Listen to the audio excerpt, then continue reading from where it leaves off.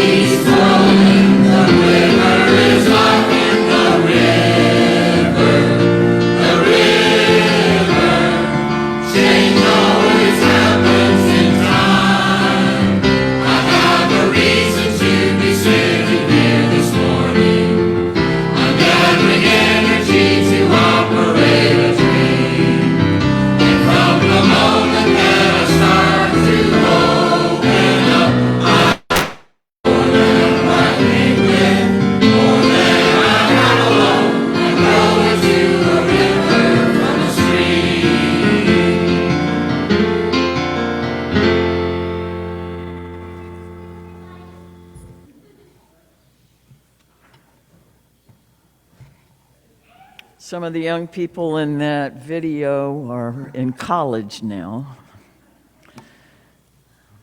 That was, 12 years ago? Something like that. But that was y'all 12 years ago. Good morning. Nice to have you here. I begin these services by asking if anyone out there would be uncomfortable if the people speaking in the pulpit took their masks off while they're in the pulpit. If that would make you uneasy, please tell me, raise your hand. Okay. How about when we're conducting music? Would someone be uncomfortable if the song leader took their mask off? Okay, thank you. I have a face sometimes. I know you do too. I have met some of you here since the pandemic started and then seen you out in Shreveport and not recognized you because I've never seen you without a mask before.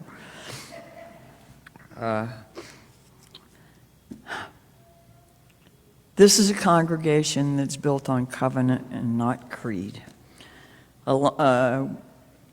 We come here from different places and with different backgrounds and reasons, and we have along the road come to understand that we don't have to think alike to love alike and trust that love really is the answer. We can come together in reverence and walk in integrity and foster compassion in the world without agreeing on everything. So we endeavor to treat respectfully people with differing paths and opinions. And we wish to be a church where we encounter each other with a little bit of wonder, a little bit of appreciation, a lot of curiosity, and maybe a tad of expectation, where we call out of each other our strengths and wisdom that we didn't even know we had. So, whoever you are, whatever your age, race, origin, orientation, background, status, ability, identity, if you care to be here with us, you are welcome. And we're glad you're here and hope that we can all get to know one another a little better through time. We do a little front loading of these services with information, trying to let you stay up to date on what's going on with the church. We have a lot of ways you can get this information, and I hope that you will begin plugging into those because we are beginning to cut back on how many announcements we share from the pulpit. But we have a board person who is going to come give you some information about this week.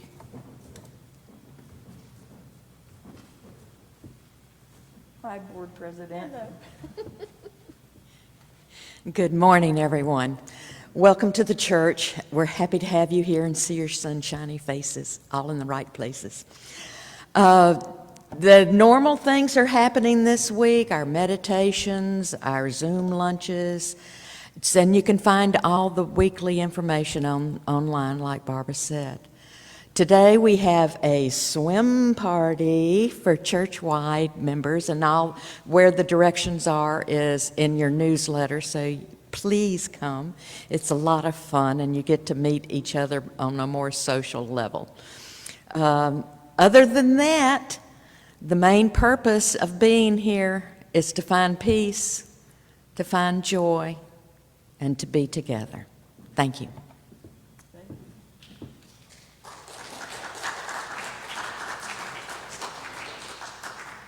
Our swim party host, I believe, is going to share with us.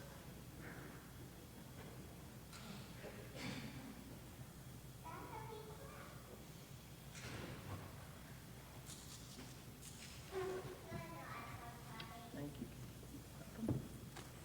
Good morning, y'all. Hope you can come this afternoon. The water was at 82 at 8 o'clock It's getting even warmer.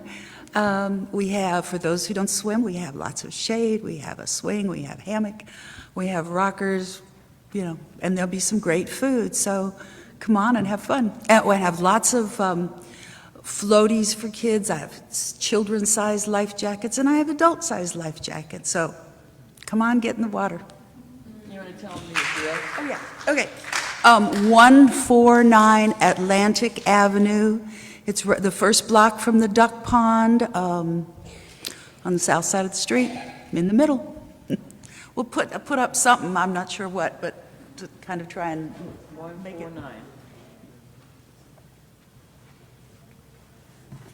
149 Atlantic. And somebody can help you remember that if you forget during the course of the service. Miss Susan, did you have some announcements? That, let's see, was our board president, Sally Wood, our recent secretary, Kathy Osuch, and our director of religious education, Susan Caldwell. Thank you. Wow. Beloved by the children. Good morning.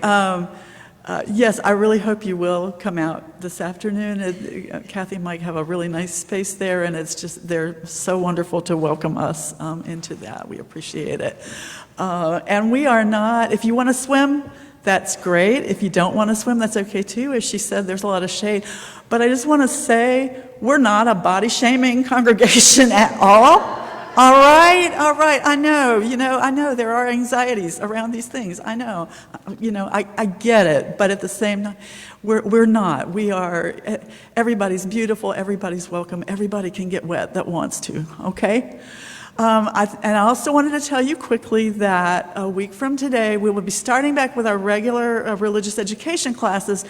And the children and youth have also been working on a mural in the middle and high school room that is coming along really nicely. That is not going to stop. They'll go into their separate classes and have a lesson, chalice lighting and check-in and a lesson. But then for what would normally be their craft time, they're going to continue working on the mural. The mural is an ongoing project. It's a Unitarian Universalist identity project because part of it is deciding who stays on the wall, who doesn't necessarily belong on the wall, and who should be added to the wall, if you've ever seen the wall of names in the room. And if you haven't been back there to take a peek, do that before you rush off to the swim party today. All right, thank you.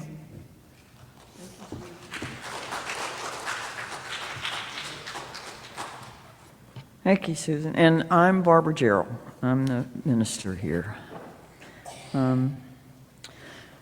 Settle into your seats, catch a couple of breaths, and let's settle into the spirit of worship. Elevating and contemplating matters of worth.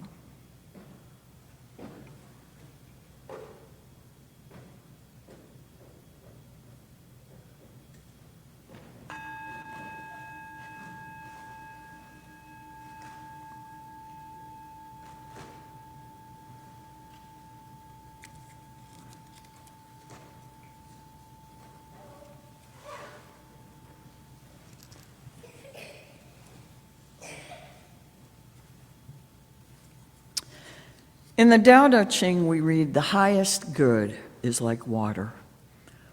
For water benefits the 10,000 things without striving. Nothing in the world is as soft and yielding as water. Yet for dissolving the hard and inflexible, nothing can surpass it. Soft overcomes hard. Gentle overcomes rigid. Though we have all seen this to be true, few can put it into practice." From Lynn Harrison, committed to respond to the call of a wounded world, we join together this day with loving hearts, hands, and minds, embracing the interconnected web of water, air, and earth. We light a fire of sustaining hope, ever bright with love and justice, rising to the calls deep within us and all around us. May we respond today and always with courage and with love.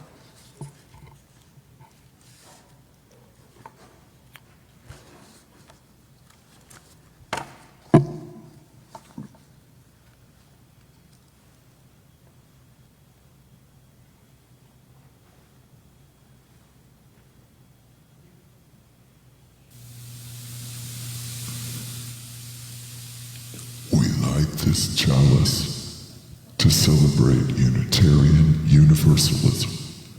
This is the Church of the Open Mind. This is the Church of the Helping Hands. This is the Church of the Loving Heart. So y'all help me with this part. Together with minds, hands, and heart, we care for the earth and for each other.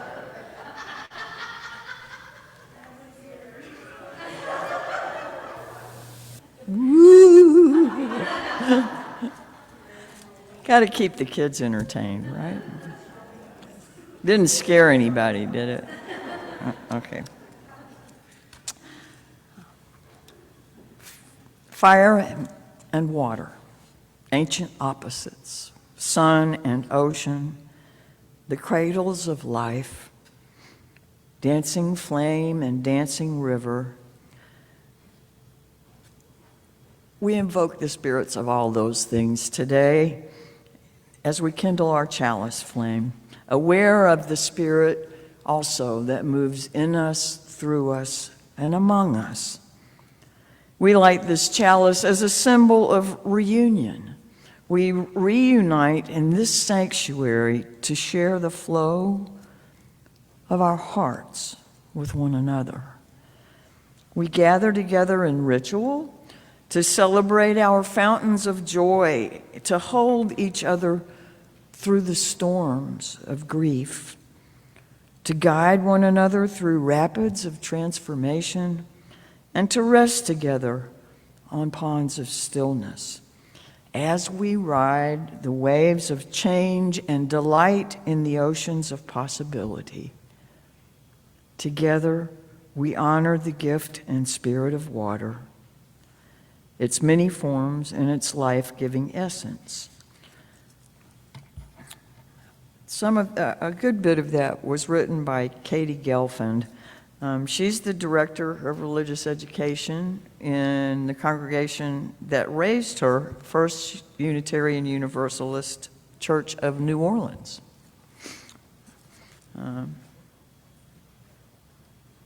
She's also a Reiki master and a ritualist.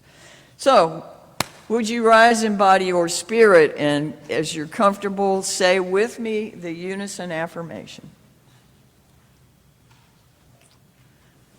Love is the body of this church, the doctrine of this church. The quest for truth is its sacrament, and service is its prayer.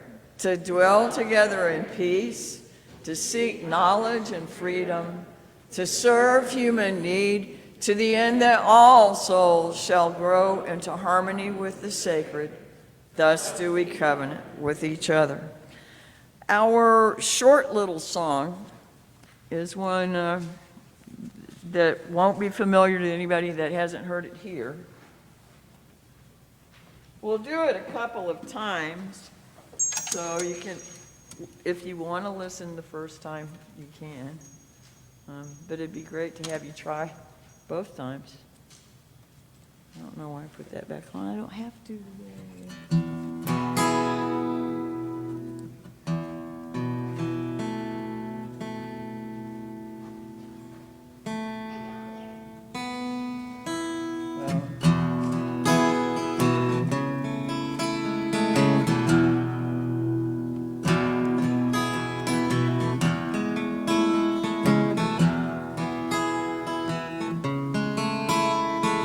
Mighty river of the nature of the universe carries us along.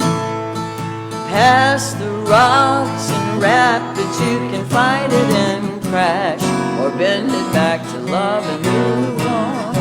Mighty river of of the power of the universe, irresistible song teaches letting go in every moment till we find all that is one.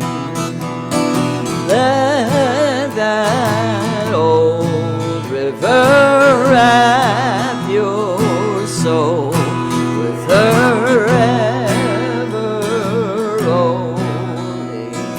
rhythm. Let that old river make you whole. Give her all that you can give her. Is the guitar too loud?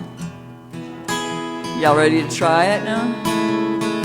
Mighty river of the nature of the universe carries us along. Past the rocks and rapids, you can fight it and crash, or bend it back to love and move on. Mighty river of the power of the universe, irresistible song teaches letting go in every moment till we find all that is one. Let that old river wrap your soul with her ever-rolling rhythm.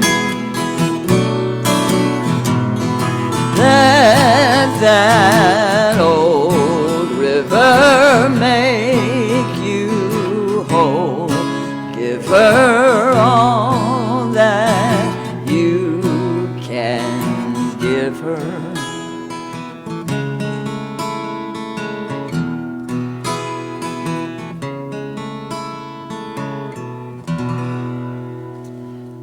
Thank you. Will you be seated, please? I want to remind folks we have masks at the foyer. And let's see, we're going to begin our water communion. I will put this on when it's time for people to come up here, okay?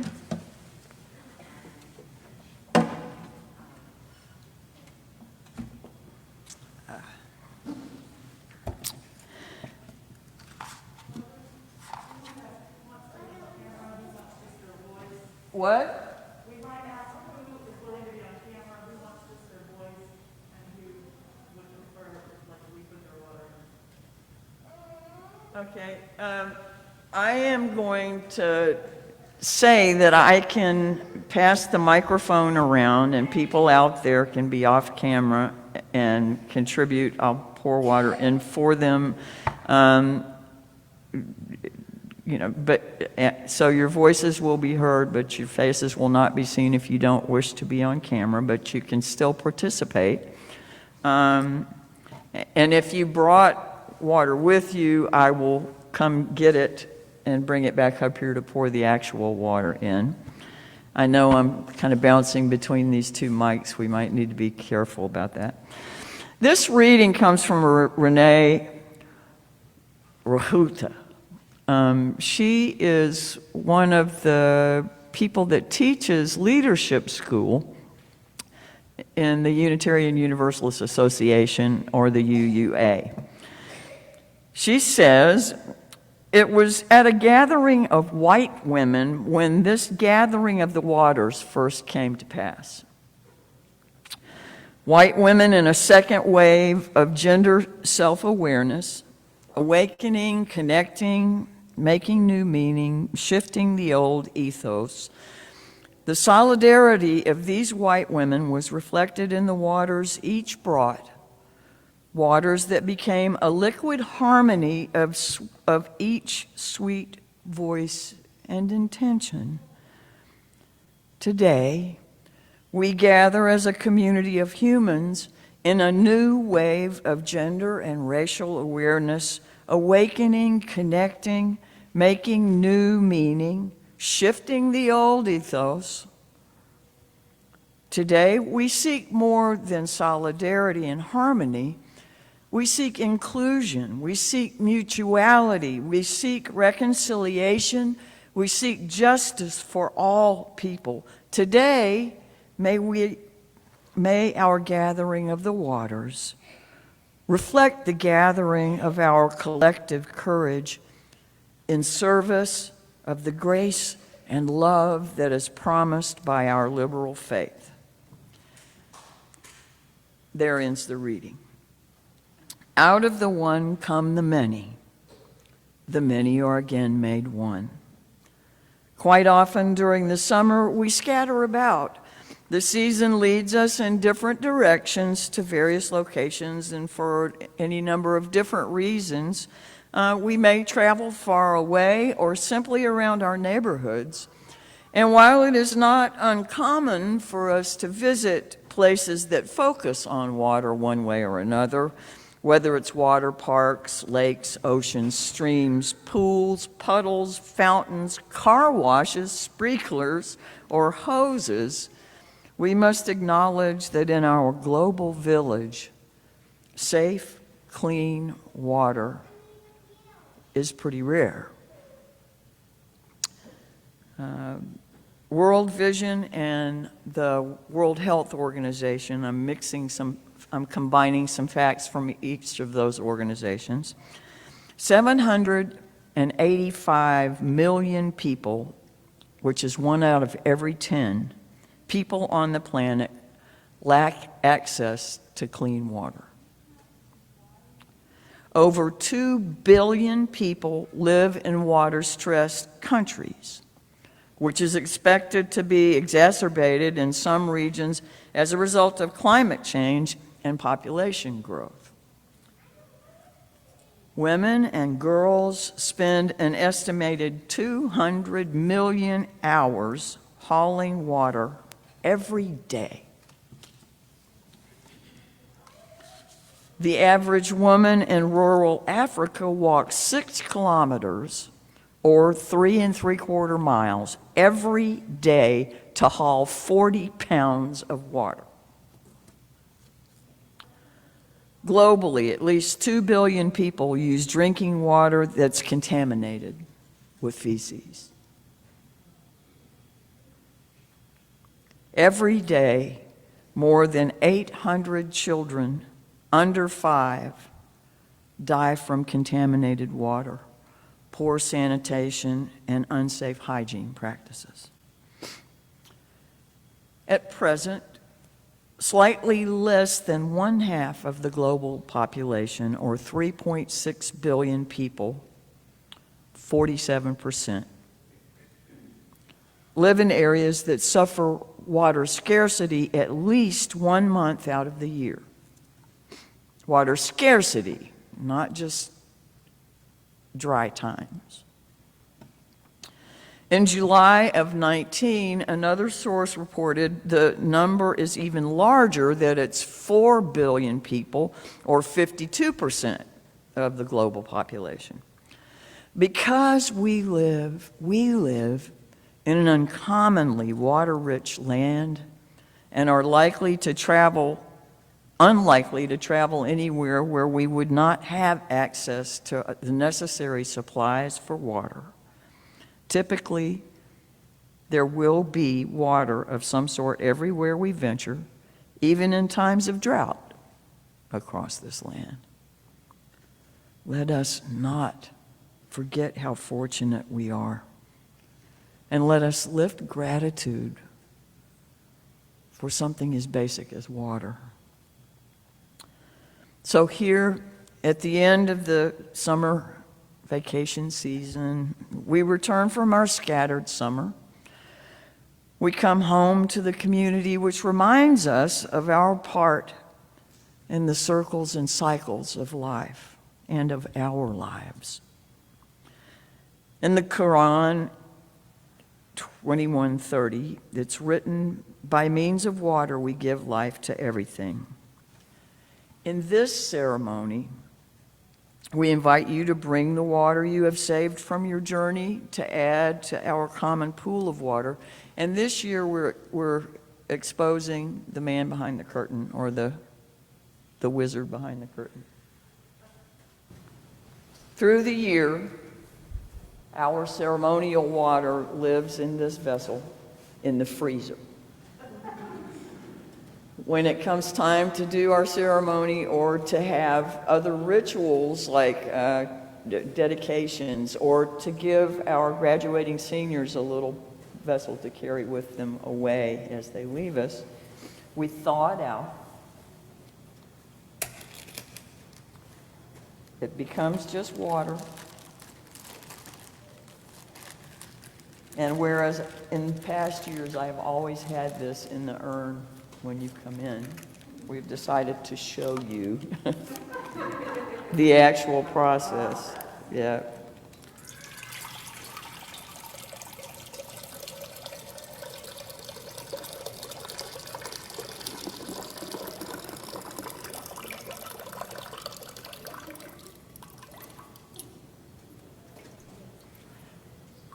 The water that we bring,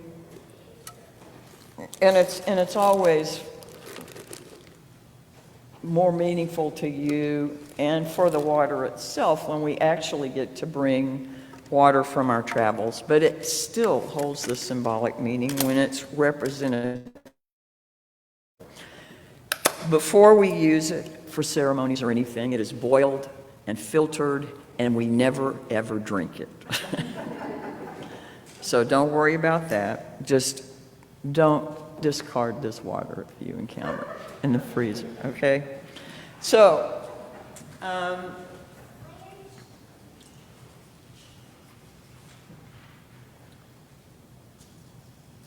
we may have brought some back. It may have slipped our minds. We may have just forgotten to bring it or forgotten to get any. But what we would like to do is celebrate our coming back together at the end of the summer. So we will invite people to come up and pour just a little bit of water into the ceremonial water and tell us a little bit about what it represents to you. Like just very briefly, maybe where you went this summer, or it's representing this water. Okay, something like that. And then I will also carry the mic out for people who would rather stay in their seats and not be on camera. And we'll have to take a little time with our microphone switching to make sure that we don't scream feedback in people's ear. Okay, so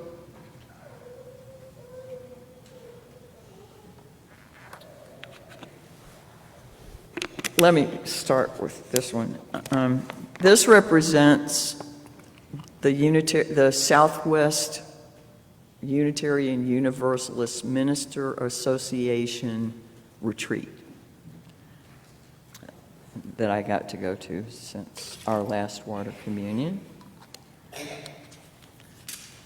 And this is from the place I go for 18 days each year that I'm able, and get to play music with people from all over the country. It's from Kerrville Folk Festival in Kerrville, Texas.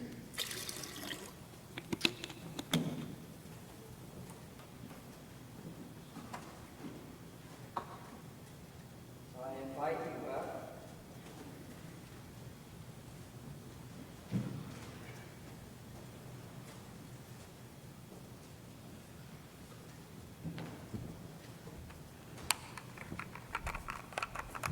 This first one, I forgot to say that we have a response every time people put water in. It is after she pours her water in, or while she's pouring her water in, we will say, all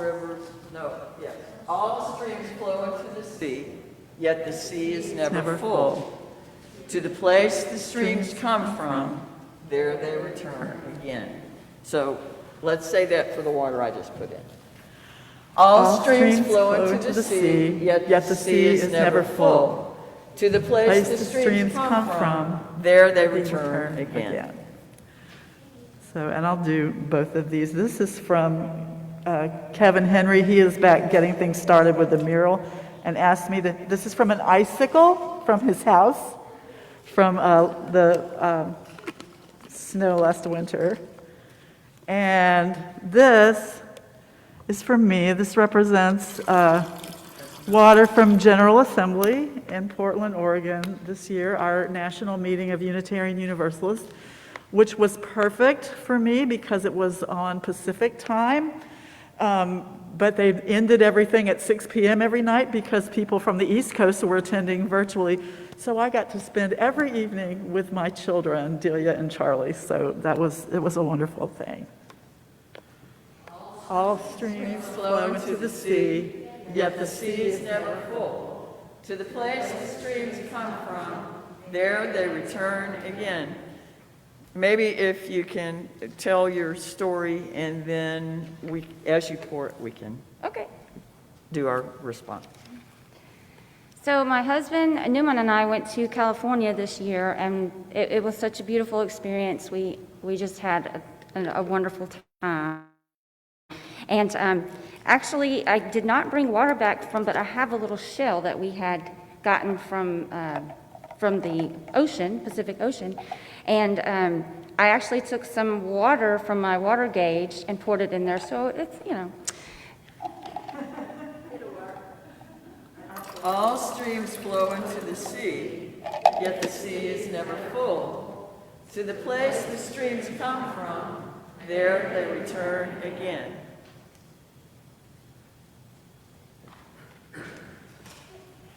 So this water is from my only trip I've taken since COVID to go to the Dallas area for my baby nephew's surprise birthday party. So it's from the hotel I stayed at. And I had a wonderful time. Only gone 24 hours, but still. All streams flow into the sea, Yet the sea is never full. to the place the streams come from, there they return again.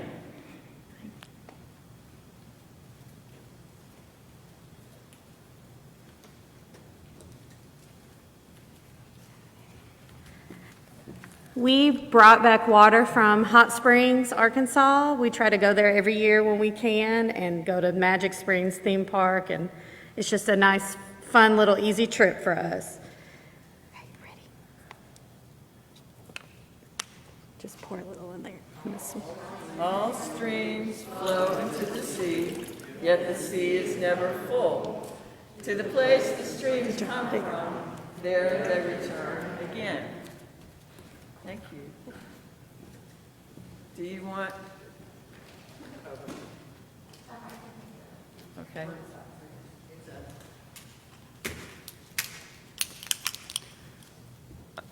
So I thought a long time about this, and at first I wanted to bring some water from like somewhere my sibling has been or something, but instead I decided to bring water from my shower, because to me that is a very spiritual place for me. That's where I go to meditate or pray or just think if I'm having a really bad day. And the tradition I was raised in, purity and like cleansing is a very important part, especially before you pray. So that's why I chose that. And I was going to choose water from my shower, but I think the way the universe turned out, I ended up getting it from Susan's this morning because I forgot. So.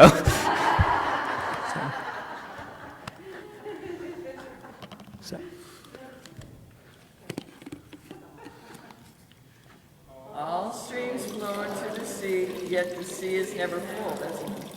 To the place the streams come from, there they return again.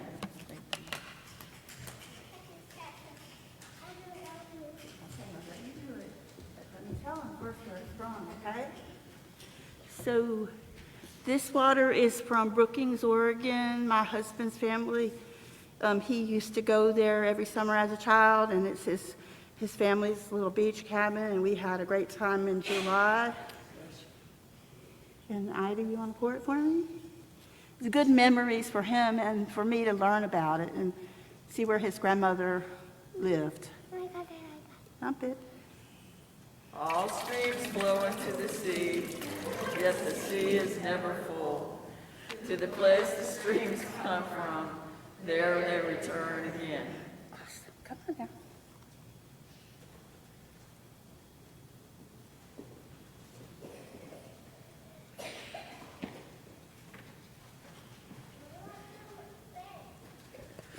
Well, my big trip this year was coming from New Orleans to here. So this water is actually from Monterrey, Mexico. It's a wonderful mineral water.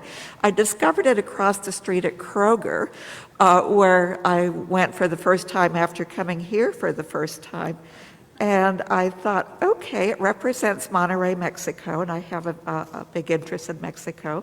Plus, it represents Shreveport, and I have sincerely enjoyed the almost 3 months I've lived here in Shreveport now. All streams flow into the sea, yet the sea is never full. To the place the streams come from, there they return again. Is there anyone you would like to have symbolic words? I'm not up here. You would? I'm not up there. Oh, okay, I'm sorry. All right. You go ahead. I'm sorry. So last May, we took a trip to Houston. This is from Houston, and while we were there, I popped into MD Anderson for a couple days and had a mass removed from my kidney. And so this is in gratitude to all the doctors and nurses that took care of me and to be able to afford good health care. All streams flow into the sea, yet the sea is never full. To the place the streams come from, there they return again. We're representing two things with our water. First, we went to Cozumel, which we often go, but we went scuba diving for the first time down and saw a sea turtle and many other things, so that was amazing. We also bought our house here locally. Thank you, Tina Hines, if anybody's looking for a realtor. She's amazing. But the water represents us moving into our new home. All streams flow into the sea, yet the sea is never full. To the place the streams come from, there they return again.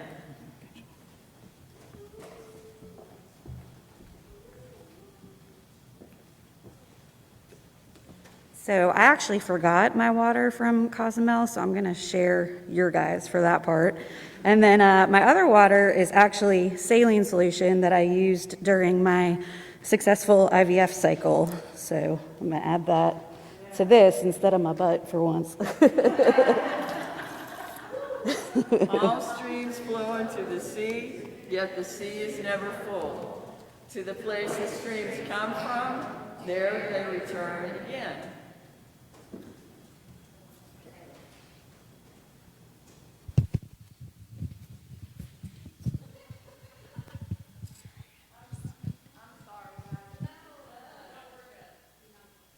Go ahead. Okay. You gotta hold it really tight. Okay. Sorry. I got to go to Minnesota this summer for a really amazing training, ORF training for music. And the Mississippi River is up there, and it's my friend. So I have memories of driving across it as a kid, and then, of course, we're at the bottom here where it comes and is going to join the sea. So that's what my water is representative of that time. Streams flow into the sea, yet the sea is never full. To the place the streams come from, there they return again. Anyone else wish to stay off camera?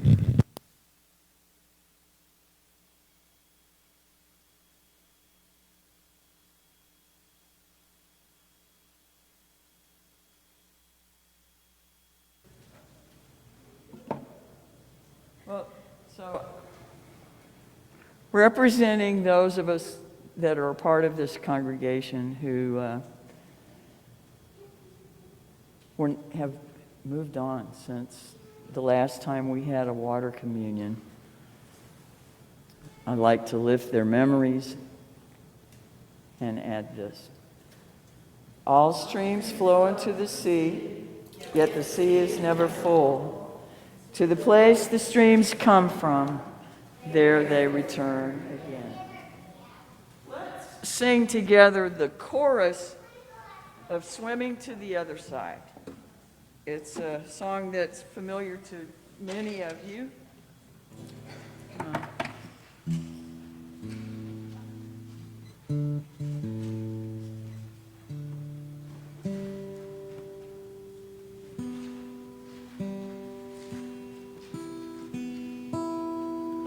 Well,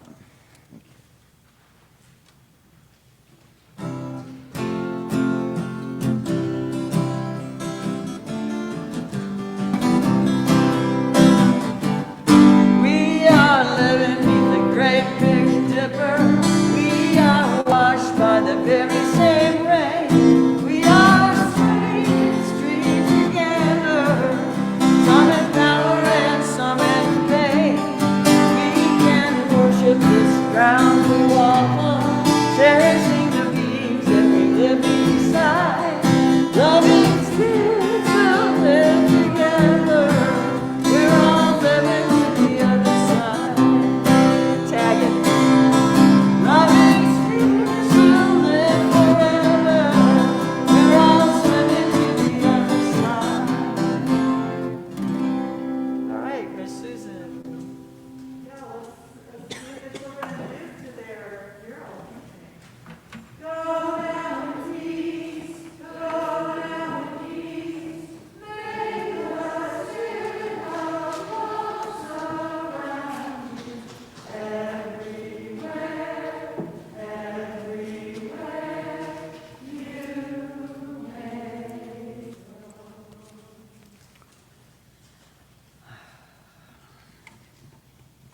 Thank you so much for sharing all that about your journeys.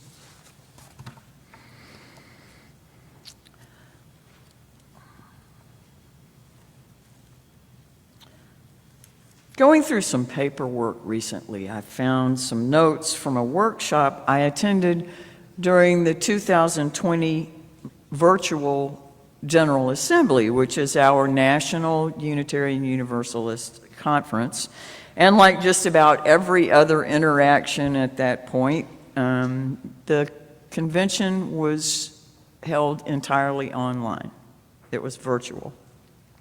All the lectures, business meetings, workshops, worship services were conducted online. At a particular workshop that I took part in, it was titled, Why We Want and Resist Diversity.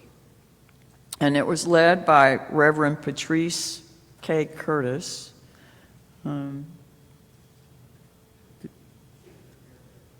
Okay. And Reverend Curtis works for the UUA, the Unitarian Universalist Association, as the Transformational Interim Ministries Director. So if your congregation is hiring an interim because you're seeking transformation in your congregation, Reverend Curtis is the person that would help you work out who that interim might be. Anyway, she said that research, this is a quote from her, research has shown that those whose brains demonstrate less bias are less likable by black folks. Maybe because it's all in their heads and hasn't yet made it to their body, their bones. Maybe it's because those who know they are biased are a bit more cautious, but also more authentic. When I heard her say that, it put me in mind of a YouTube that I had seen a few years earlier called I'm Not Racist. In this, a rapper named Joyner Lucas and a white guy wearing a MAGA baseball cap, tossed a lot of honest, heated, and hard feelings at one another. The piece is full of pretty commonplace vulgarity, but the impact was not lost on me because of it. At the end, they wind up hugging each other. And it felt like a strong statement, one that later ran through my mind at this workshop, so it stayed with me long enough to do that. And as a part of our water service this morning, I invite you to relax into your seat.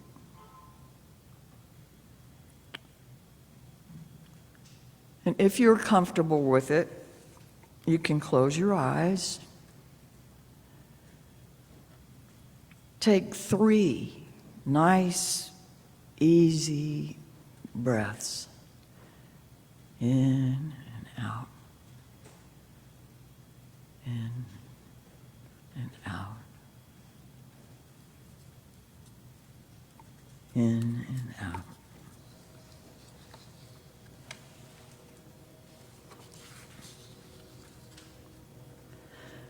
Imagine yourself outside in a somewhat pristine natural environment, floating easily on a body of water.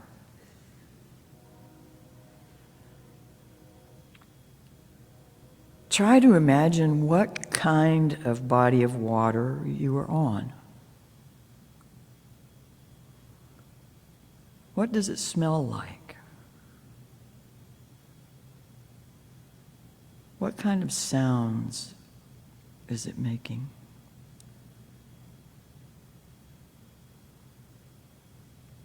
Do you know how it tastes? Feel its temperature?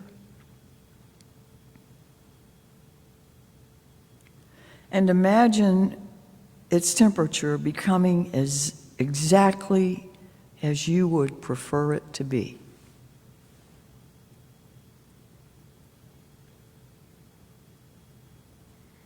And its waves or ripples, whatever motion it might have, is perfectly suited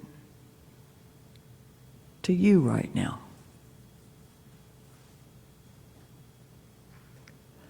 Now imagine yourself gradually becoming part of the water. Its temperature is now yours.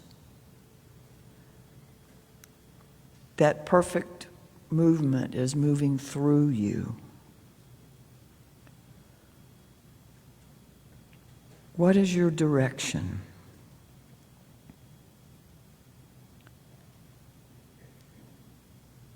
What effect are you having on things that you pass by?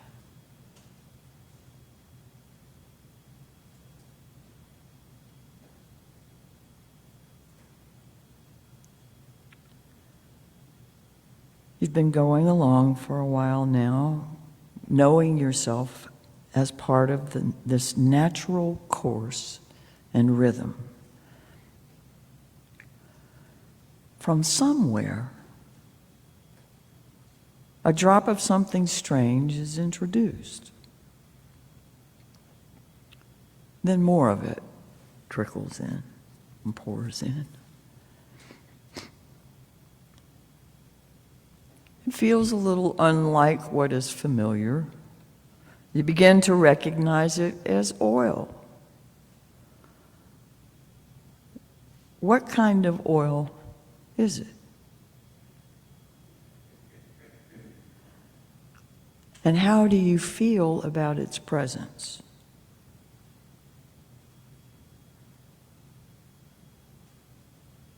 What do you want to do about it?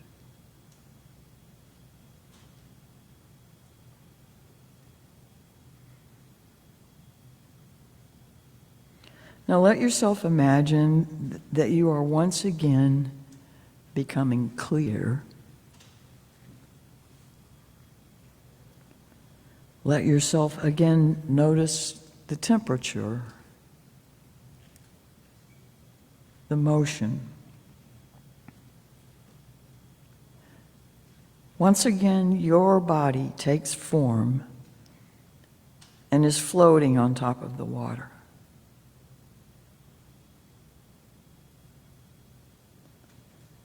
With no discomfort, you find yourself placed back in your seat here in this room, breathing easily. Sense the sounds in the room. Feel your feet on the floor. And when you're ready, open your eyes again.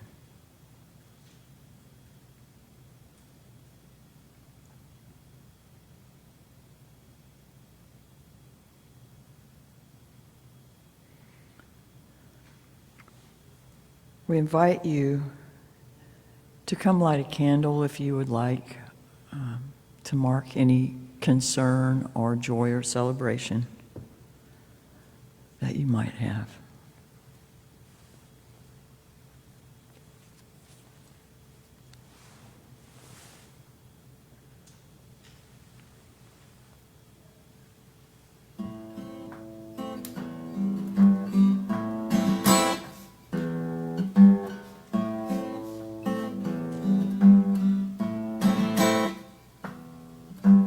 Oil in the water. Everybody know oil and water don't mix. We got oil in the water. Everybody know ain't nobody can fix all that. Oil in the water. Trouble for the people and trouble for the fish. We got oil in the water. Anybody know how to clean up this mess? We got trouble in the water. Trouble in the deep blue water. Got trouble in the water. Trouble for the people and trouble for the fish. Oyster, jellyfish, sea bass too, redfish, grouper, and the big ballyhoo. Shellfish, dolphin, porgy, and blue. Shark and the turtle, just to name a few. We got oil in the water. Everybody know oil and water don't mix. We got oil in the water.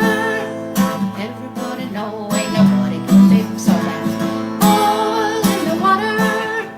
Trouble for the people and trouble for the fish. We got oil in the water. Anybody know how to clean up this mess? Songbird, seagull, pelican too.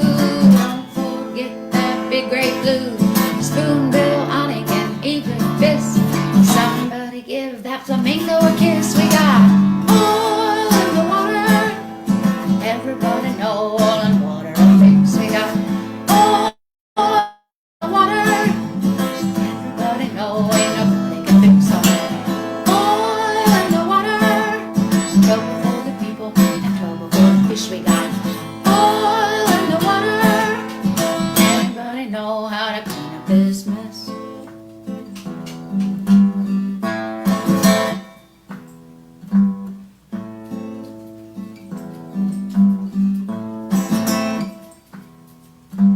Oil in the water. Everybody know oil and water don't mix. We got oil in the water. Everybody know ain't nobody can fix all that. Oil in the water. Trouble for the people and trouble for the fish. We got oil in the water. Anybody know how to clean up this mess? We got trouble in the water. Trouble in the deep blue water. Got trouble in the water. Trouble for the people and trouble for the fish. Oh, Lord, help us all too greedy to see our sole mission was dependent to keep, to care for the planet, to love and protect, to heed the law and the libel of cause and effect. We got oil in the water. Everybody know oil and water don't mix. We got oil in the water. Everybody know ain't nobody can fix all that.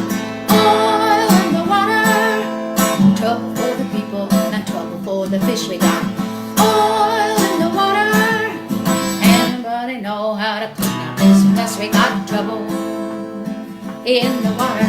Trouble in the deep blue water. Got trouble in the water. Trouble for the people and trouble for the fish. We got trouble, trouble, trouble in the water. Trouble, trouble, trouble in the water. Got trouble, trouble, trouble in the water. Trouble for the people and trouble for the fish. We got trouble for the people and trouble for the fish. Trouble for the people and trouble for the fish. For the fish, trouble for the fish. We got trouble for the people and trouble for the fish.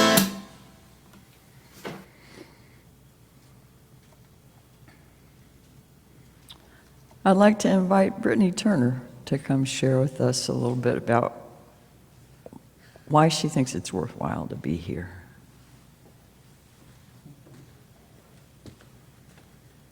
Good morning. So when Reverend Barbara asked me to speak today about why I became a member of this congregation and why I keep coming back, I kind of broke it up into four, reasons in my mind. And Miss Susan's going to help me out with the first reason, which is General Ebenezer Walbridge, who is my sixth great-grandfather. He was a Revolutionary War veteran. Last week when Miss Susan was talking about Ethan Allen, I grew up, we had Ethan Allen's bellows next to the fireplace. Like, these are real, waspy people. So he was a member of the old First Congregational Church in Bennington, Vermont, and it probably wasn't called the Old Congregational Church at that time. It was actually brand new, but he ended up having a series of complaints and charges brought against him over the course of 2 years, which culminated in a trial where he was basically found guilty of not recanting his beliefs, and his beliefs were universalism. So the charges were brought by someone named Amos Bingham and decided by Daniel Marsh. And incidentally, Bingham's great-great-grandniece, my Aunt Maggie, ended up marrying his fifth great-grandson, my Uncle Phil. This is, again, real waspy stuff. So I wanted to share with you some of the charges that were brought against him, holding and vindicating the doctrine of universalism, encouraging the preaching of universalism, and they were very deliberate to mention that he did this even on the Sabbath, caused the publication and reprinting of books on universalism, and it kind of ties in, I also used to be a librarian and archivist, so it's like a double whammy, and he explored ideas beyond the real and absolute divinity of Christ. So he was found in violation on all counts, and archival documents explore the many chances he was given to admit his errors. The only problem was that he didn't seem to care very much, which the church didn't like at all. They were pretty upset about it, but I guess they did come to some sort of compromise because he was ultimately buried in the cemetery at that church. His epitaph read, "He was an affectionate husband, indulgent father, and friend to all mankind. He died in full belief of the glorious resurrection in and through the atonement of Jesus Christ our Lord." So I don't know how much editorial oversight they had on that epitaph, but either they got haunted or they worked it out. So, which kind of brings me to the second phase. So this was my dad's side of the family, and I don't know what he was. He was some kind of Protestant, but never talked about faith, never went to any kind of church. And my mom was raised Italian Catholic, and my grandmother was excommunicated because she got divorced in the 60s. My mom got in a big fight with the church over abortion when I was a kid. Like, it was the kind of Catholic where, we light candles and you get yelled at for taking Jesus' name in vain, but it kind of stops there. So when I came along, they didn't really know what to do with me spiritually, and I guess they decided to have me dedicated Unitarian Universalist. So on September 26, 1982, I actually first officially became a UU. I didn't consent, obviously, because I was... but I kind of found my way back, so I guess it all worked out.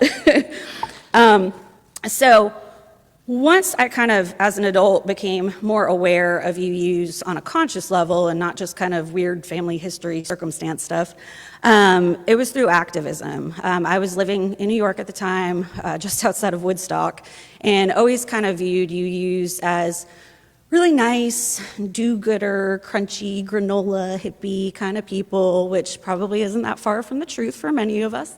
And always folks who would show up to a rally, who would open their space if you needed somewhere to host an event. And that was actually how I first became familiar with All Souls here in Shreveport. I moved here in 2012, and the first member of this congregation that I met was actually Steve Caldwell. It was 2015, and an organization that I coordinate called the Sex Workers Outreach Project.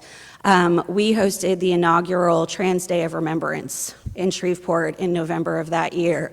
And I'll never forget, we were in front of the courthouse. It was raining, it was cold. I had like candles that wouldn't stay lit. And it was me and about 4 other people, and one of those people was Steve, who I had never met before.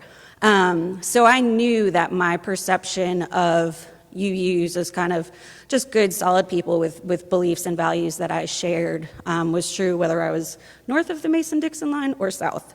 So I ended up coming here for a couple of events over the years, and ultimately in 2019, my partner and I, he had 3 young children who were being raised in the Mormon faith, and we were not.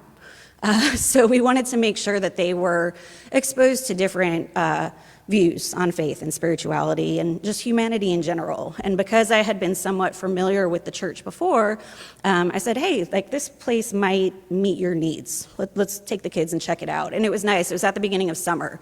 So they got to do all the fun summer stuff, and they loved it. They made paving stones for the garden and tie-dye and all the fun stuff. And they were like, this is way better than Mommy's church. So we ended up coming, not all the time, but pretty regularly. But what was going on behind the scenes during that time was that was also I apologize if I get emotional, a very abusive relationship. And it was not a good situation for me to be in. And over the course of that year and becoming a member with UU All Souls, especially Miss Susan and Reverend Barbara, were a huge help in assisting me to leave that situation. And being here week after week and hearing messages about worth and dignity, it was really what I needed at that time. And it was a big help in being able to eventually extract myself from that situation. So it kind of brings us to the present and the future. I always kind of laugh when everybody says that UUs are atheists with kids, because I'm like, well, I'm an atheist and I don't have any kids. And well, I guess y'all were right. And I can't think of a more loving, supportive, educational, encouraging, challenging environment and group of people to raise a child with. And I'm just very, very grateful for the opportunity to have found y'all and to be able to do that here. So thank you.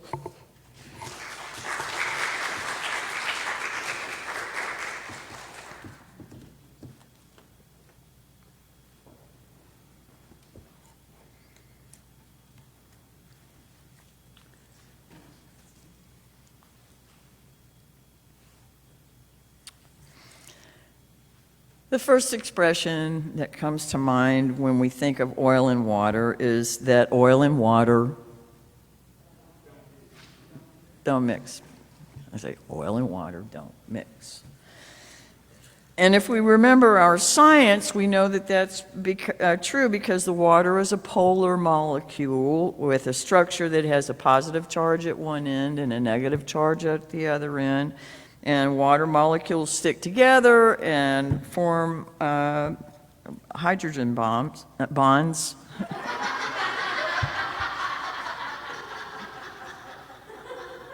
The positive end of one water molecule is attracted to the negative end of the other water molecule, and they form a hydrogen bond. Opposites attract, which again reminds me of the information from Reverend Curtis when she shared about people being more trusting of people even if they're totally different than them because they feel they're being authentic and disclosing themselves.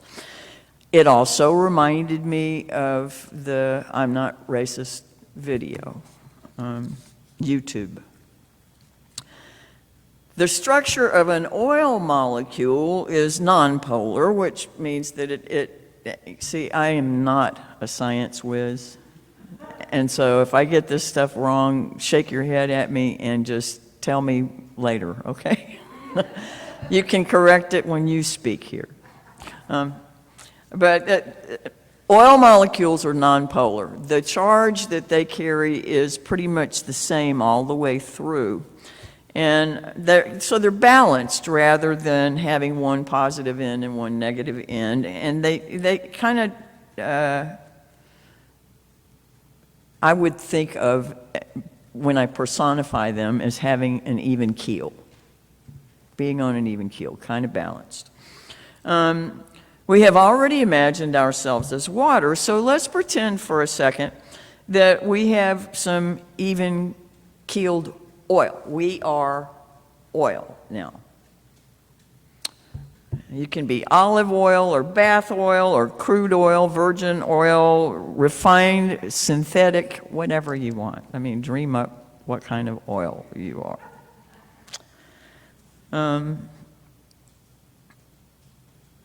We now have the same charge from head to toe. We're not feeling reactive. We maintain our balance and remain pretty detached, particularly when surrounded by others that are all charged up.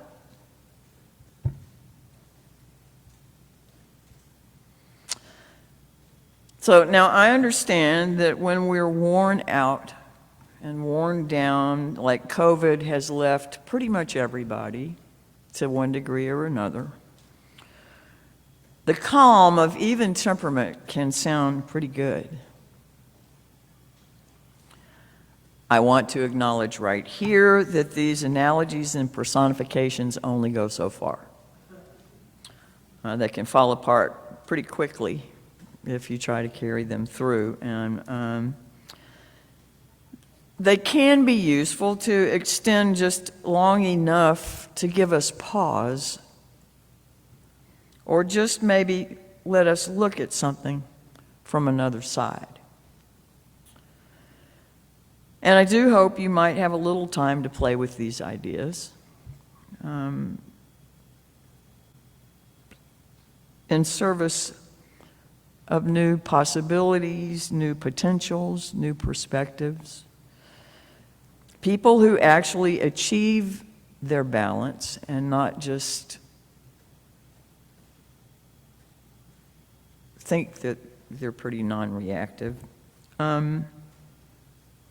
seem to do a rather stunning job of creating peace around them wherever they go, if they have actually become a non-charged being in the world. But what if that calm, that even distribution of charge, that lack of bias is still something that lives in your head? And then you identify it intellectually and know it as the right thing or the better thing, but haven't yet come to absolutely embody that so that it walks out into the world with you, not being careful, but in every mannerism you have.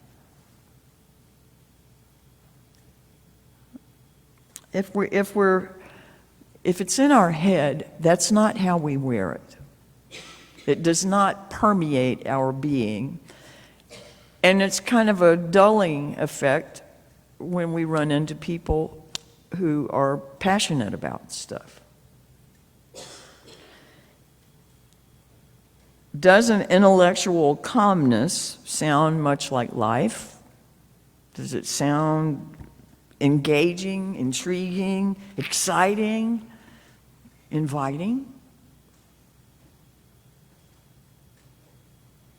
Now, you can have all kinds of answers to all of these questions that I'm asking you, and your own experience is going to take you wherever it does. Your experience as water when oil was introduced might be something to think about. But so, to bind oil with water, an emulsifier has to be introduced, something else, a third thing, something that actually embraces the oil and carries it into connection with the water, because it's got one end that's hydrophobic, which to me sounds like it's kind of scared at one end, to one extent of the water, and another end that's hydrophilic, like Philadelphia, or, you know, so it's a friend of the water, and these two things are in one substance. So now, is this emulsifier that embraces the oil and is friends with the water, is it triangulating? I know I'm just way out in in abstract land today, but is it triangulating, or is it actually bringing the oil and water together?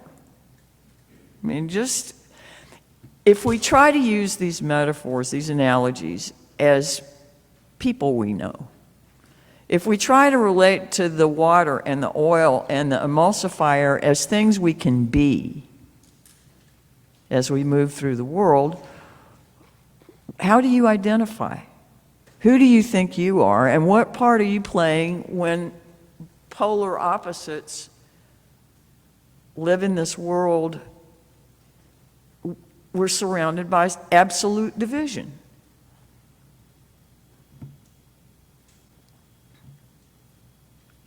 Something's got to give, something's got to change, and hopefully the fabric of the world isn't going to be rent in twain, you know, while we try to figure it out. And so, as abstract as all that is, I really want to invite you to think about whether you're carrying charges, whether you have found the way to embody the places that you've moved past your biases.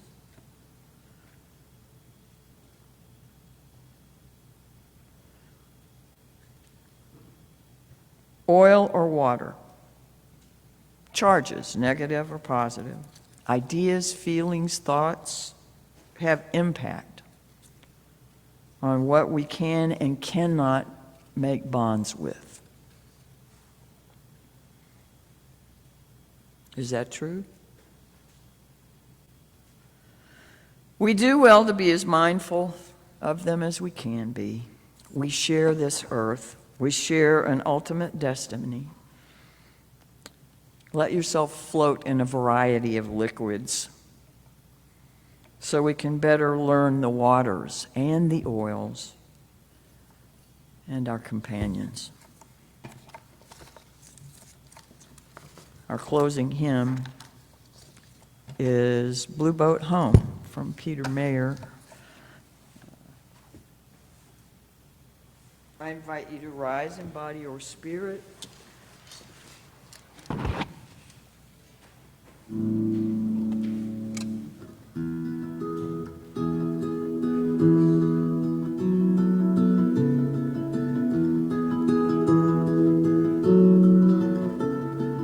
Low below me I feel no motion, standing on these mountains and plains, far away from the rolling ocean. Still my dry land heart can say, I've been sailing all my life now, never harbor or port have I known. The wide universe is the ocean I travel, and the earth is my blue boat home.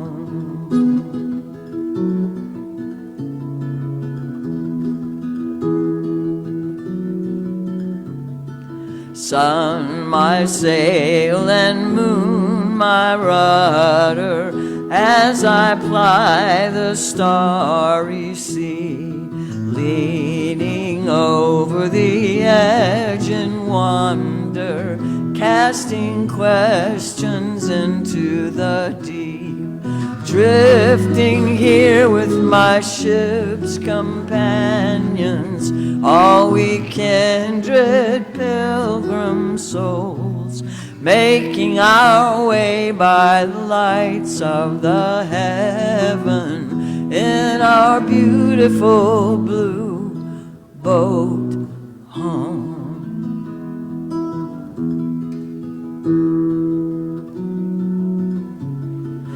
I give thanks to the waves upholding me, hail the great winds urging me on, greet the infinite sea before me, sing the sky my sailor's song.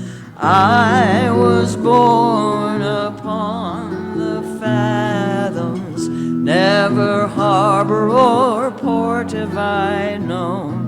The wide universe is the ocean I travel, and the earth is my blue boat home.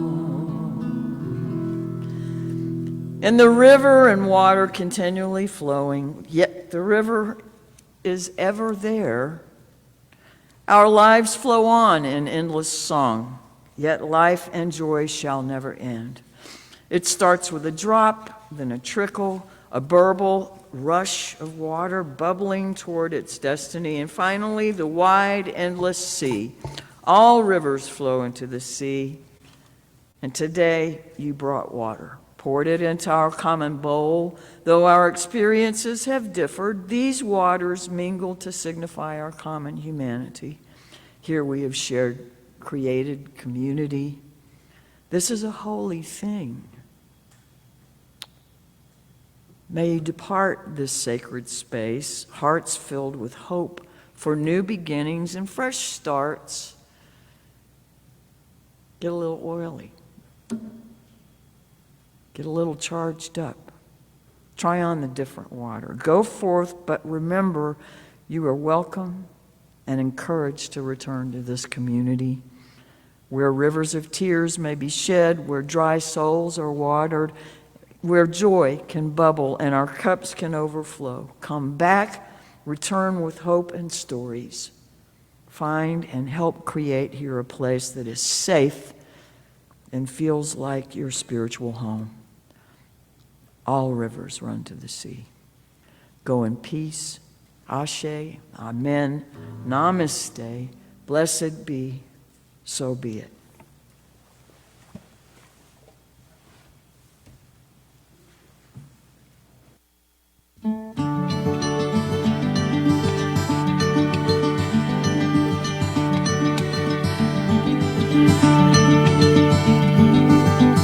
The river flows, it flows to the sea.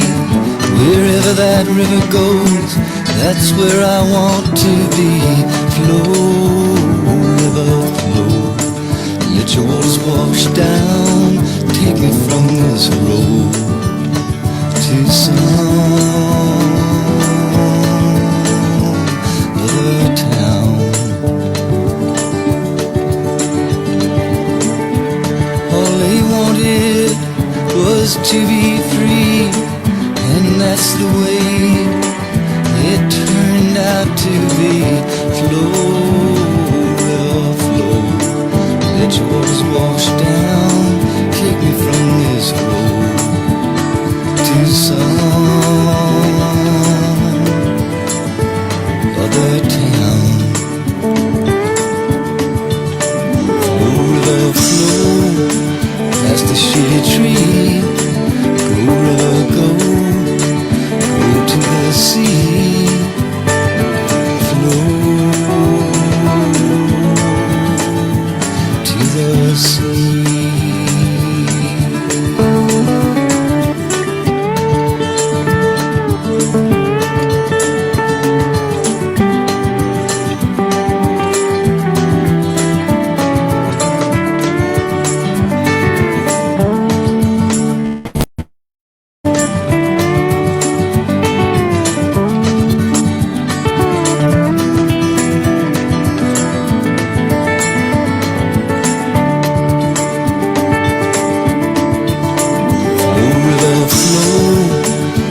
shady tree.